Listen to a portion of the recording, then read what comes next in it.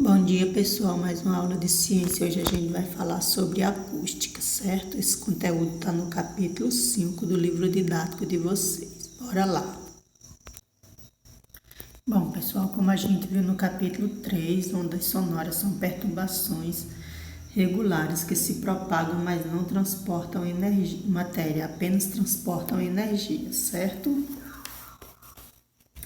Da mesma maneira que o movimento de vibração do braço de uma pessoa pode transferir energia para uma corda esticada e nela produzir ondas, um objeto em vibração pode transferir energia para o ar e nele produzir ondas, certo, pessoal? Como o ar é invisível, as ondas que se propagam no ar também não podem ser vistas. Apesar disso, os efeitos dessas ondas podem ser percebidos desde que se tenha um detector apropriado, certo? As fontes de som, por exemplo, um rádio ligado, um sino badalando, uma pessoa cantando ou um piano sendo tocado, produzem ondas que se propagam no ar, certo? Existem dois tipos de onda, as ondas transversais e as ondas longitudinais. Como a gente pode ver aqui nessa imagem à esquerda, é a mão movimentando uma mola. Na primeira imagem é uma onda transversal, na segunda é uma onda longitudinal, certo? As ondas que se propagam numa corda são transversais, já as ondas sonoras são ondas longitudinais, certo? Aqui nessa imagem à direita, mostrando só uma imagem, mostrando o sentido de propagação da onda sonora, certo? Quanto à intensidade do som, ouvir uma buzina de automóvel de perto ou de longe causa diferentes sensações. A diferença está no nível de intensidade do som. Se ouvimos a buzina mais de perto, o som é mais intenso. Se ouvimos a buzina mais de longe, o som é menos intenso, certo? Escala para medir a intensidade do som. Bom, pessoal, ouvir sons altos como música, ruídos de carro, a gente sabe que pode provocar dor nos ouvidos. E se a gente escutar ruídos mais altos ainda, pode provocar até surdez permanente, certo? Existem aparelhos para medir o nível de intensidade dos sons. Os resultados de tais medidas são expressos na unidade decibel, simbolizado dB, certo, pessoal? Aqui é só uma tabela mostrando algumas intensidades do som, certo? E essa tabela vocês podem ver no livro de vocês. Aqui a imagem não está muito boa, mas lá vocês podem ver bem direitinho, certo? Quanto à altura do som, quando você mexe nos botões de controle de grave e de agudo de um aparelho de som, está alterando outra característica dos sons, a altura. Sons agudos são chamados altos e som grave são chamados baixos. Pessoal, o miado de um gatinho é um som alto, certo? Um som agudo. E o latido de um grande cachorro é um som grave, ou seja, um som baixo, certo?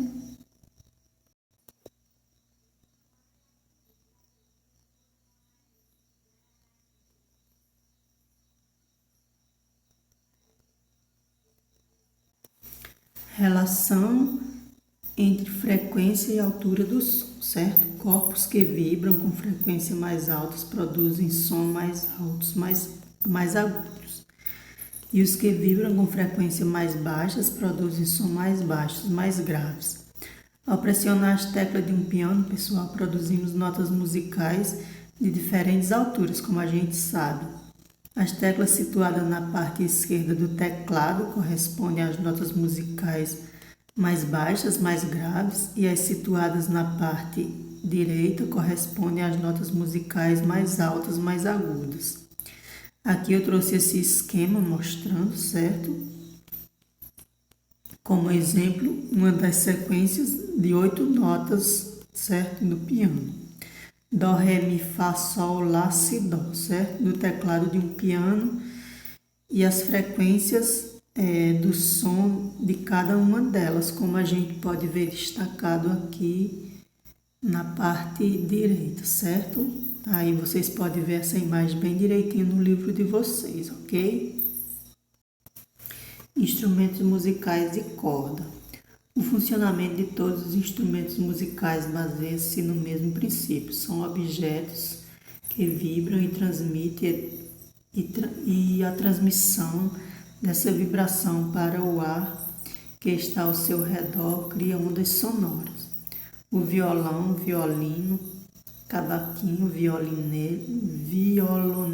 violoncelo, contrabaixo, banjo e harpa são exemplos de instrumentos de corda. Neles, como a gente sabe, existem cordas, que são fios, certo? De metal ordinário, que são colocados em vibração pelos dedos do músico, por uma palha ou por um arco que ele maneja, certo? Então, cada corda, quando em vibração, emite uma nota musical, um som com frequência característica, certo, pessoal?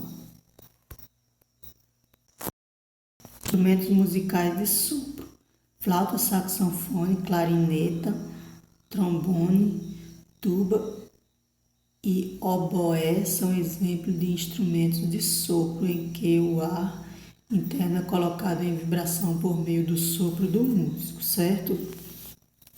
Então, o músico pode variar o comprimento da coluna de ar que vibra dentro do instrumento e com isso consegue produzir o som das diferentes notas musicais, certo, pessoal? Instrumentos musicais de percussão.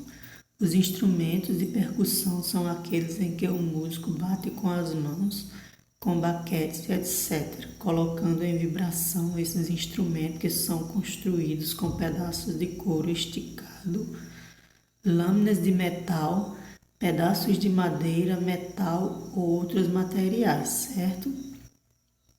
Então, os gongos, sinos, triângulos e pratos são peças de metal que vibram.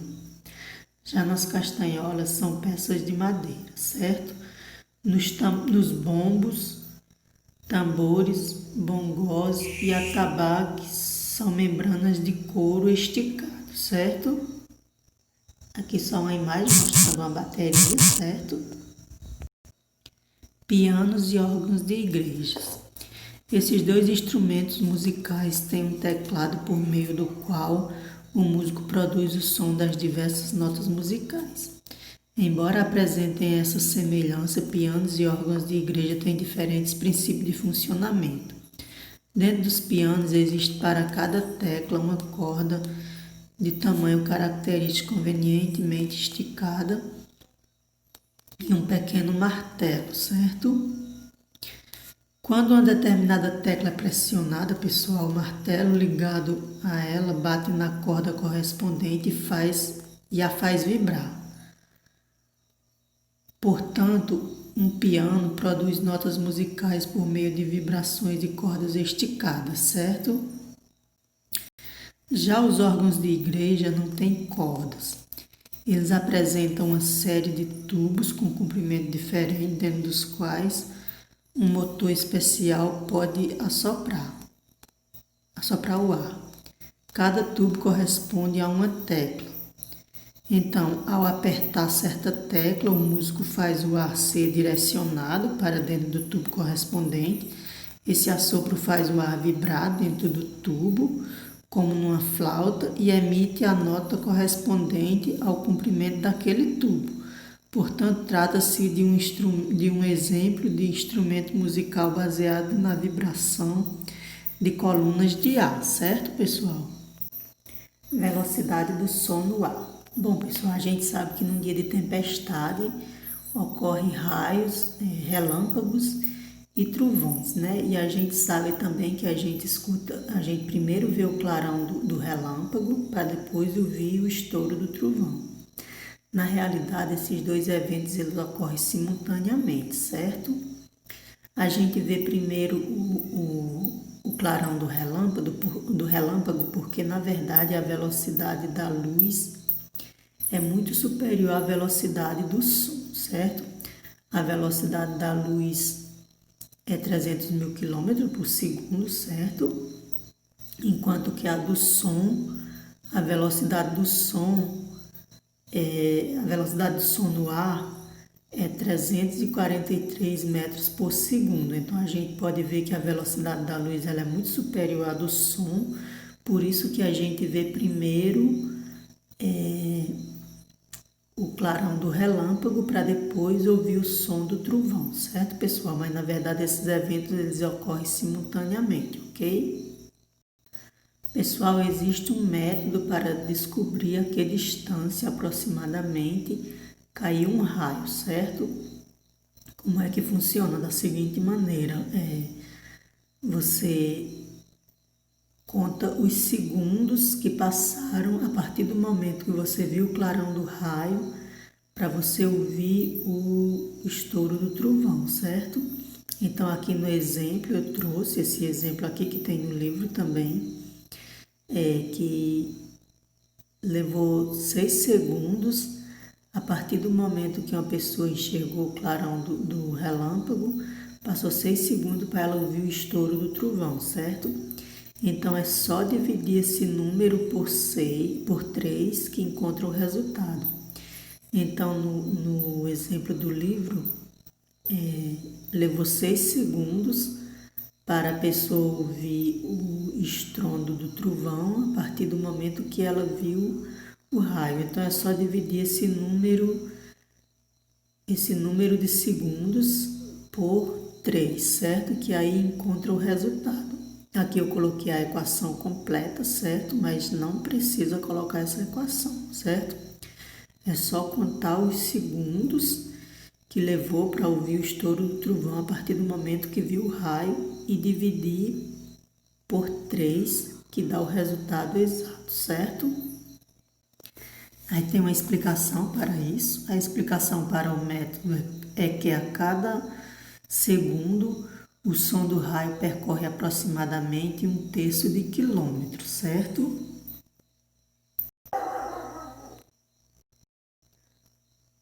O som não se propaga apenas no ar.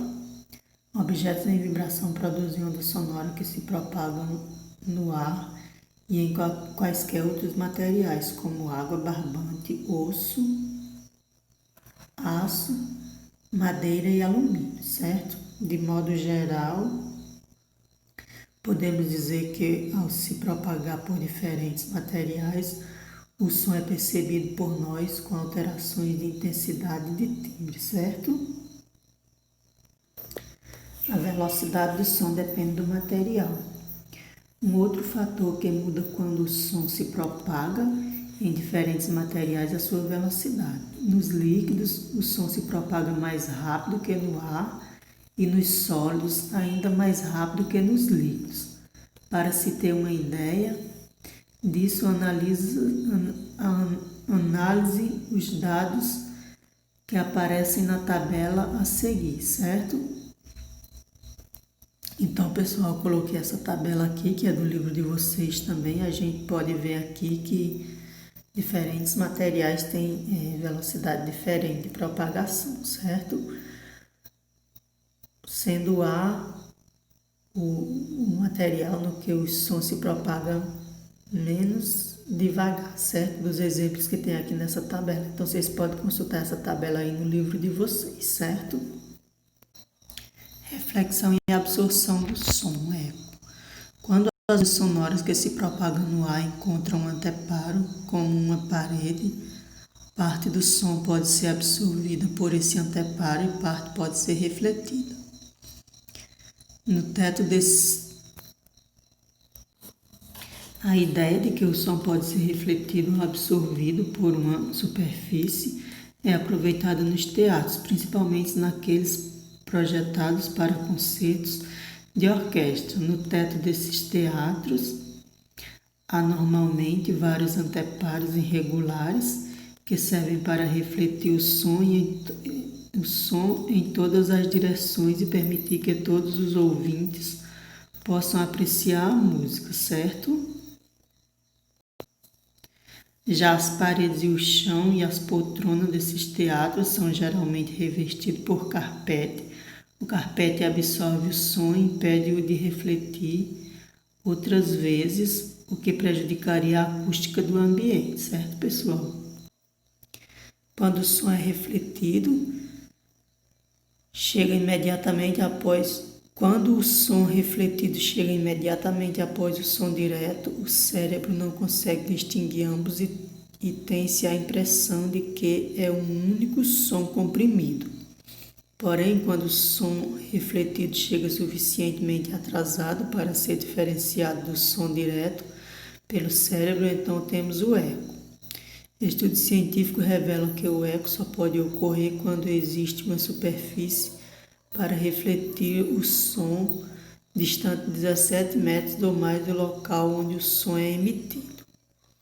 Se a superfície estiver mais próxima que 17 metros, então o som refletido chega quase junto com o som direto e nosso cérebro não consegue distinguir os dois, certo? Ultrassom e infrassom. O ser humano consegue ouvir os sons com frequência na faixa de 20 Hz a 20.000 Hz. As ondas com frequência abaixo de 20 Hz são chamadas de infrassom e não são captadas por nossas orelhas. O mesmo acontece com a frequência acima de 20.000 Hz, que corresponde ao que se denomina ultrassom. Apesar de não conseguirmos escutar o ultrassom, ele é útil ao ser humano. É utilizado, por exemplo, num aparelho denominado sonar. Uma das aplicações desse aparelho é na determinação da profundidade marítima. Quando um sonar de navio emite ondas ultrassônicas em direção ao fundo do oceano, elas atingem o fundo e são refletidas de volta. O aparelho capta esse ultrassom em seu retorno, mede o tempo que levou para ele ir e voltar e, conhecendo a velocidade de propagação do ultrassom na água do mar, calcula a distância a que se encontra o fundo, certo, pessoal? O sonar também é usado para localizar cardumes de peixes, torpedos submarinos e outros objetos que estejam submersos. Eles emitem ondas de ultrassom.